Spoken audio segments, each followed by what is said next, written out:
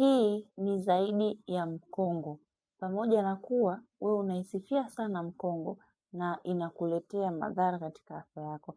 Sasa hii hapa ni kiboko zaidi ya mkongo, lakini ni salama, haina madhara yoyote katika afya yako ya mwili kiujumla.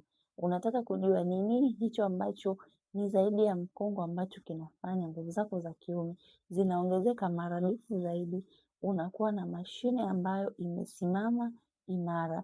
Unakuwa na uwezo wa kuperform raundi 3 na kuendelea bila kuchoka. Unahitaji kujua? Basi DM ili kuweza kujua kitu gani hicho ambacho utakitumia kitakuweza kusaidia katika mfumo wako wa uzazi bila kukuletea madhara yoyote. Make sure unashare video hii kwa wanaume wengi zaidi, lakini pia usiache kucomment pamoja na kulike. Sasa video hii itakusaidia kwa matumizi ya baadaye.